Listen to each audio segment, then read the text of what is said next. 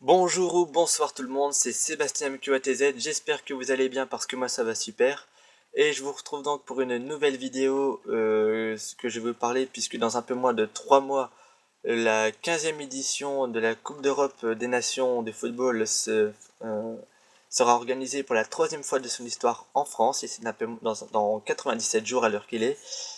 Et donc je vous fais une vidéo spéciale Coupe d'Europe des Nations.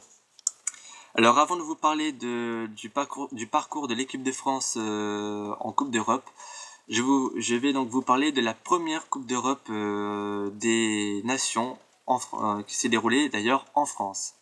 La première Coupe d'Europe des Nations a été organisée pour la première fois en 1960 en France. Il n'y avait que 4 pays qui participaient à la compétition. Il y avait cette année-là l'Union soviétique, la Yougoslavie, la Tchécoslovaquie et la France. La France finira donc dernière. Il faudra attendre 1984 avant que la France soit requalifiée donc elle était encore une fois qualifiée d'office pour la Coupe d'Europe, puisqu'en 84 elle s'est refaite en France. Après avoir gagné, après avoir gagné ses 3 premiers matchs, la France sera qualifiée en demi-finale et jouera face au Portugal. Après les prolongations, la France gagnera 2 buts à 1 et se qualifiera en finale et gagnera 2-0 face à l'Espagne. Ensuite, la France n'aura plus gagné de Coupe d'Europe avant l'Euro 2000 qui s'était déroulé en Belgique et aux Pays-Bas. Après avoir gagné ses premiers matchs, d'ailleurs 4 ans plus tôt en 96, la France avait fini 4ème, en haut, ici. Et 4 ans plus tard, donc 2 ans après avoir été champion du monde en 98, la France elle sera qualifiée pour la Coupe d'Europe pour l'Euro 2000. Donc elle gagnera donc ses 2 premiers matchs mais perdra le troisième, et c'était des matchs de poule. Donc comme elle avait gagné ses 2 premiers matchs, elle était quand même qualifiée pour les quarts de finale puisqu'il y avait 16 équipes qui jouaient à ce moment-là. En 84 il y en avait 8. Là il en avait 16. La France se qualifiera même en demi-finale. Il jouera encore une fois face au Portugal. Après un match nul un partout, les deux équipes joueront les prolongations. C'était le but en or à ce moment-là.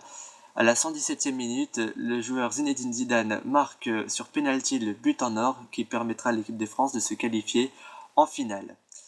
La finale de l'Euro 2000 sera France-Italie. Rien ne se passera en première mi-temps, mais à la 54e minute, en deuxième période, le joueur italien Del Vecchio ouvre le score, ce qui complique sérieusement la tâche des tricolores. Il faudra attendre les temps additionnels, donc la 93e minute. Fabien Barthez tire un coup franc, il ne reste plus qu'un même pas un demi-terrain à jouer avant la fin du match. Fabien Barthez tire le coup franc, Wiltord tire, le ballon va dans le but. À la toute dernière seconde, la France égalise. À la 102e minute, central de retrait à David Trezeguet qui tire du pied gauche, et la but, la France est sacrée pour la deuxième fois de son histoire championne d'Europe 2 buts à 1 face à l'Italie. Voilà, c'était donc le parcours de l'équipe de France lors des Coupes d'Europe des Nations de football. La prochaine sera donc dans un peu moins de 3 mois, en 2016, donc cette année, en France. Espérons, donc cette année il n'y a plus 16 mais 24 équipes qui se disputeront la Coupe d'Europe, et il y aura donc des huitièmes de finale à rajouter à la compétition. Donc merci à vous d'avoir suivi la vidéo. Merci à mes 16 abonnés comme maintenant, enfin actuellement. Et on ne le dira jamais assez. Allez les bleus! Merci et à bientôt!